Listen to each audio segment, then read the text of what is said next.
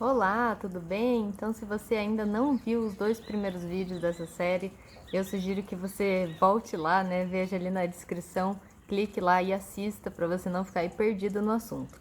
Se você já viu, então vamos dar continuidade aí, vamos dar sequência, né? A gente tava falando que a gente realmente não pode negar, então, essa interação, né, que acontece entre os dois domínios da realidade. Isso realmente acontece. Mas a gente ainda não conseguiu explicar, então, usando aí nada compatível com a ciência, né? E aí entra em cena o poder da filosofia, né? A filosofia, então, ela se torna um pouquinho diferente da ciência, mas ela igualmente precisa ser levada a sério, né? Porque ela, assim como a ciência, né, ela também pode ser ensinada, então, como mais uma forma aí de estudar a nossa realidade, né? De questionar, né? E tudo mais. Então, ela é um modo complementar de estudar a nossa realidade. A gente tem milhares de maneiras aí para construir então a nossa visão de mundo e a gente não pode dizer que a ciência é o único caminho, né? A gente tem que ter uma imagem mais ampla, né, de toda essa realidade. E a filosofia entra aí como uma grande ajuda, né? E é meio estranho a gente ter duas regras diferentes, né? Então, essa parte pertence a essas regras, essa parte é aquela, né? Isso é da filosofia, isso não é. Deveria ser todo um conjunto de regras, né? Mas a gente vai aí analisar tudo para tentar achar a nossa resposta, certo? A solução aí do nosso problema, né? Do o que é a consciência. E aí, né, Amit foi buscar várias maneiras, né, de pensar, né, estudou vários livros e tudo mais, para entender, então, de que forma, né, que essa consciência escolhe, é individual, é dual, é algo diferente, né? E aí, Eugene Winger, tá? Ele foi aí o ganhador do Prêmio Nobel. Ele levantou aí um paradoxo muito interessante, chama o paradoxo do amigo de Winger, tá? Então você imagina a seguinte situação: você e o seu amigo, né, no caso o amigo do Winger, estão parados na frente de um semáforo quântico, né? Esse semáforo só tem duas opções: ou ele é verde ou ele é vermelho. E aí você se aproxima de um cruzamento, né? Você tá numa rua, seu amigo se aproxima aí pela rua transversal, né? E ambos, né, muito atarefados, né, muito querendo chegar logo no destino, né, muito ocupados, todo mundo quer que o seu semáforo seja o verde. Então os dois escolhem a luz verde, mas não tem como os dois semáforos estarem verdes ao mesmo tempo, né? Então alguém tem que escolher, né? Quem que escolhe? Então surge a pergunta, né? Qual semáforo que vai ficar verde? É o seu? É o do seu amigo, né? Quem que escolhe? Quem tem aí o poder de decisão, né? Então, se a consciência fosse individual, quem escolhe, né? A sua consciência individual ou a consciência individual do seu amigo? Quem vai ter essa preferência, né? E aí a filosofia, ela traz, né, isso aí, esse paradoxo, né? E discorre sobre isso de uma forma muito interessante, né? Acontece aí que, então, cada um de nós tem uma tendência a pensar que a gente é a única consciência que existe, né? Como se ninguém mais estivesse consciente, ninguém mais estivesse desperto, né? Só você acordou, só você despertou, o mundo inteiro tá na Matrix, tá dormindo, né? Então a gente pensa que a gente vai sair de casa e a gente vai colapsar a nossa realidade, a gente vai achar a vaga do estacionamento, vai ganhar o sorteio, vai fazer e acontecer. E segundo essa visão aí, o problema estaria resolvido, né? Porque se você escolhe, o seu semáforo tá verde. Mas e se o seu amigo pensa da mesma forma, que é ele que escolhe? Aí, né, parou aí no paradoxo de novo, o problema não está resolvido. Você diz que escolhe, mas ele também diz que escolhe, né? E aí, quem decide, né? A escolha vai ser de quem, de fato, né? Então, essa pergunta que vai se transformando em outra pergunta, né? A filosofia, ela leva isso a gente ficar se questionando, né? Essa linha aí de pensamento. Então, a consciência não pode ser individual, né? Porque se fosse, alguém escolheria, mas quem, né? Então, travou. E aí vem a pergunta, então essa consciência vem de Deus, né? Seria essa consciência Deus algo aí compartilhado pelas religiões, né? Deus está vendo tudo, Deus está vendo isso tudo, né? E aí essa pergunta de Deus foi apresentada lá no século XVIII por um grande filósofo, né? Chamado George Berkeley. Talvez você já tenha ouvido falar de Berkeley, né? Mas ele é muito usado aí nos meios acadêmicos, estudantes aí de filosofias, tudo mais, né? Berkeley ele perguntou assim, né, para falar de Deus: imagine que existe uma árvore no meio da floresta e essa árvore cai e não tem ninguém lá na floresta para escutar, né, o estrondo, escutar o barulho da queda dessa árvore. Então, essa árvore que caiu fez som ou não, né? E aí Berkeley propôs então uma filosofia chamada idealismo. E nesse idealismo ele diz que todo o nosso conhecimento, né, todo o nosso conhecimento de mundo, ele é percebido pela nossa mente. Então a mente, ela é o construtor supremo da nossa realidade. Tudo que chega a nós, ela passa, né, por intermédio da mente. E Berkeley, né, claro, lá no século XVIII, mente, ele queria falar consciência, mas consciência é uma palavra muito nova, né, então se chamava de mente. Então, se a mente não está presente lá na floresta, né, teve som ou não, porque se não tinha o intermédio da mente para escutar o som, existiu ou não existiu o som da queda da árvore, né? E os argumentos aí de Berkeley dizem que, né, que não tem a mente humana lá, mas, né, Berkeley começou aí um novo paradoxo.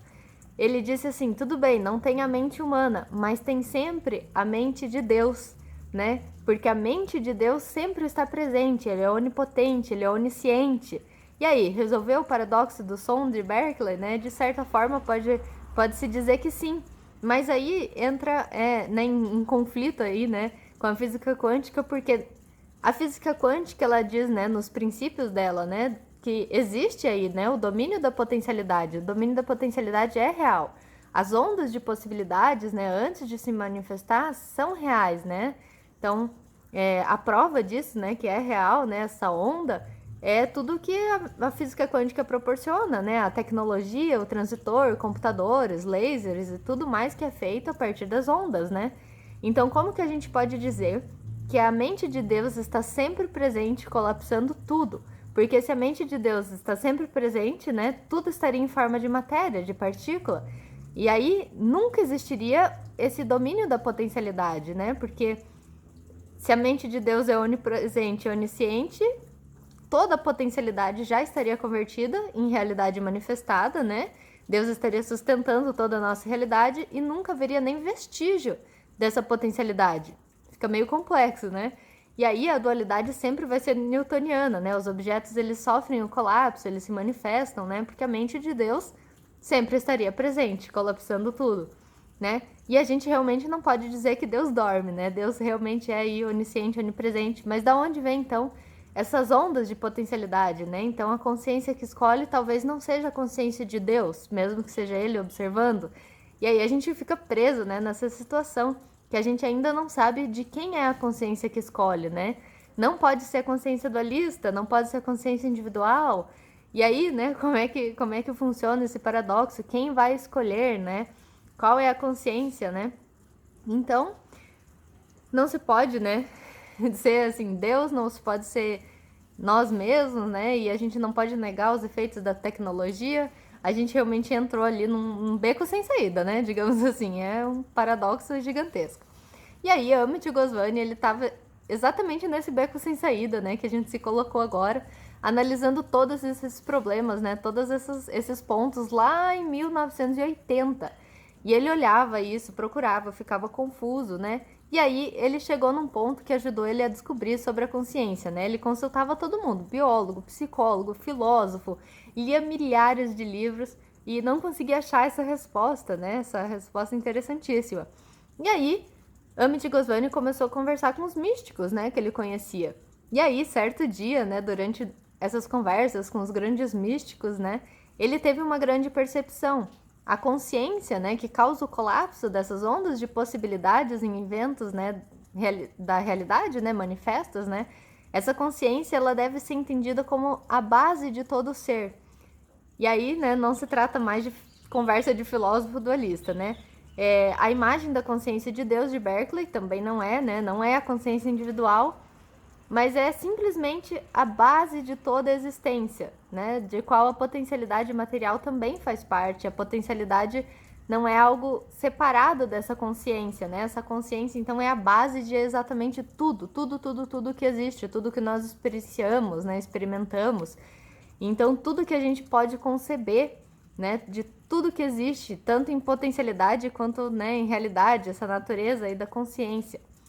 E aí, por outro lado, parece um pouquinho que a gente não conseguiu avançar muito. Por quê? O mundo material, ele tem muitas limitações, né? E aí a física newtoniana, a gente, né, já sabe que ela se aplica praticamente aos objetos macros, né, que constituem o mundo que a gente vive. E a física quântica, ela se aplica mais ou menos apenas os objetos microscópicos da realidade, né?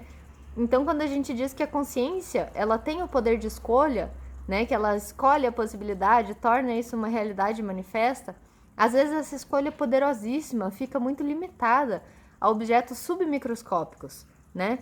E no mundo macroscópico, os limites são imensos, né? Tanto limites assim, porque os objetos eles realmente se movem, né, muito pouco, né, de acordo aí com as predições newtonianas, né, e mesmo sabendo que eles seguem também a física quântica, em princípio, né, são feitos aí pelas moléculas e tudo mais, a gente também tem as nossas limitações, as nossas crenças, sabotagens, então, na prática mesmo, isso é muito discreto, né, como que a gente faz essa escolha, esse colapso, né, e aí entra um ponto que é a nossa criatividade, né, o poder de transformar essa potencialidade, né, essa escolha, né, e ter a esperança, né, de saber que a física quântica é sim a física das possibilidades, né, e que se a gente entender ela, a gente consegue sim mudar a nossa visão de mundo. E aí a chave aqui, né, então, que é importante a gente considerar que realmente a palavra consciência é a base de toda a existência, tá bom? E isso deve ser levado muito a sério, porque implica, então, na ideia de que realmente sim,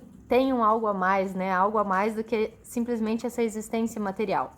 E aí a gente vai um passinho além, né? Se a gente olhar para dentro, o que que a gente tem, né? O que que a gente descobre?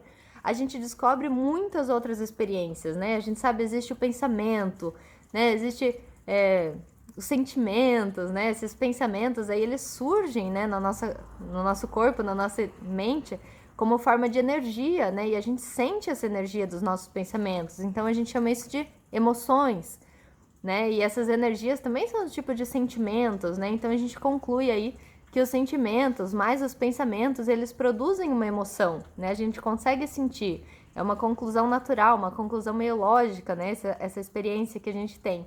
Então a gente tem essa experiência chamada sentimento, né? E também tem um consenso aí de que os nossos pensamentos, eles são diferentes, né? No sentido assim de que um pensamento tem um valor de veracidade para você, outro pensamento não. E a gente acaba dando muito mais credibilidade a um tipo de pensamento que a gente chama de pensamento intuitivo, né? Embora aí a veracidade dele não se mostre racionalmente, né, de imediato, pode ficar racionalmente mais clara mais tarde, né? É aquela famosa eu não sei como sei, mas eu sei, né? A gente intui aquilo e a gente sabe que é aquilo e depois a gente vai pesquisar e a gente descobre que realmente era aquilo, né?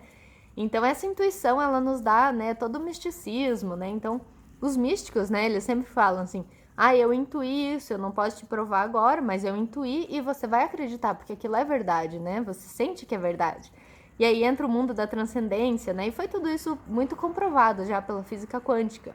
Então, as intuições, elas realmente são temas aí de conversas muito racionais, né? As intuições acontecem, né, quando a gente aplica a física quântica, a física das possibilidades, né, a esses outros objetos aí, então, da experiência, né, esses objetos que são vivenciados no nosso mundo interior, né, na meditação e tudo mais. E isso revela realmente a força da física quântica, né, uma força que se converte aí num enorme poder de manifestação, né, que é o poder que a gente tem de mudar o mundo, de mudar a nós mesmos, né, e esse é o poder, compreende? Então, é assim, né, que a gente deixa o todo agir, que deixa a centelha falar, né, o segredo, né, então aí é ouvir o nosso sexto sentido, é ouvir essa intuição, né, essa intuição maravilhosa que nos dá essa criatividade, né, de tudo, né, então acho que é isso, gente, acreditem no sexto sentido, acreditem na intuição, a gente conversa um pouquinho mais aí nos próximos vídeos, um beijo, eu amo vocês e até sempre.